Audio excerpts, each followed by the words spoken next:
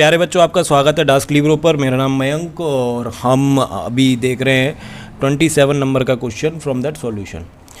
तो देखो, बड़ा सिंपल क्वेश्चन है लेकिन इसकी लैंग्वेज थोड़ी सी टफ है इसमें, क्योंकि विलेयता गुणनफल दिया हुआ है। विलेयता गुणनफल को अपन एस कहते हैं, जो मूलरता के ही इक्विवेलेंट होता है। अब ये जो क्वेश्चन है विलेयता गुणनफल का, ये आपका इक्विलिब्रियम से आता है। अब 11th क्लास में इक्विलिब्रियम का एक पूरा का पूरा चैप्टर है, उस इक्विलिब्रियम को इस्तेमाल करके इस प्रश्न को बनाया गया है। तो कह रहा है ये कह रहा है कि अगर CuS की विलेयता गुणनफल 6 × 10⁻⁶ 16 है, तो जलीय विलयन की उसकी अधिकतम मूलरता ज्ञात कीजिए कि वो कितना घुलेगा। तो देखो, अगर हम CuS की बात करें तो CuS एक सॉलिड के रूप में, लेकिन जब यह घुलेगा किसी सिस्टम में जा कर के तो यह आयनित हो जाएगा और ये क्या बनाएगा, Cu2+ और S2-। तो माना कि स्टार्टिंग में इसकी विलेयता क्या है, 0। बोलो भाई, जब टाइम बराबर 0 था तो इसकी विलेयता कितनी थी, 0, घुला ही नहीं था। लेकिन जितना ज़्यादा ये घुलेगा उतना ज़्यादा जा कर के ये आयनों में टूट जाएगा।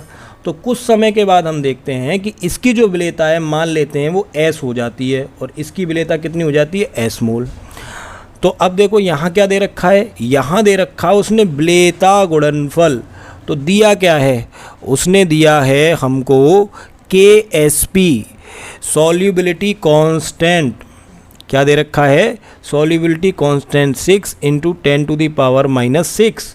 और हम मान लेते हैं कि माना CuS की विलेयता S मोल प्रति लीटर है और ये क्या है, मोलरता। तो हम क्या देख रहे हैं कि अगर यह कितना विलय होगा, यह उतना ही ज़्यादा विलय होगा जितना यह अपने आयनों में टूटेगा। यानी कि कॉपर 2+ कितना बनाता है और S2- कितना बनाता है। बोलो भाई, तो अगर हम इस इक्वेशन को सॉल्व करें तो हम इसके लिए विलेयता गुणांक लिखेंगे KSP बराबर Cu2+ बटा S2- अपॉन CuS। और जो CuS है वो हमारा सॉलिड है।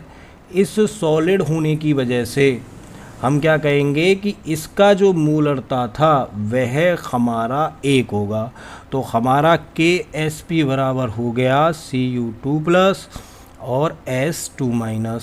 बोलो जी, यहाँ तक कोई दिक्कत? तो KSP बराबर इसका वैल्यू कितना आया कि भैया हमें नहीं पता है कितना टूटा है, तो हम मान लेते हैं कि ये S टूटा है।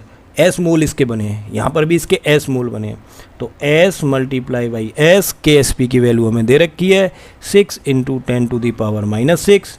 तो ये हो गया XS² 6 × 10⁻⁻6। तो S बराबर हो गया आपका √6 × 10⁻⁻, ये बेटा जी 16 है, सॉरी ये 16 है, हम एक छोटा सा मिस्टेक कर रहे थे, -16। तो जब इस अंडर रूट को सॉल्व करेंगे तो ये आएगा हमारा 2.45 × 10⁻⁸ मोल प्रति लीटर, और यही इसकी मोलरता या विलेयता होगी। तो क्वेश्चन थोड़ा डिफरेंट एस्पेक्ट से पूछा है, इक्विलिब्रियम का इस्तेमाल किया है, 11th क्लास का एक टॉपिक उठाया गया है।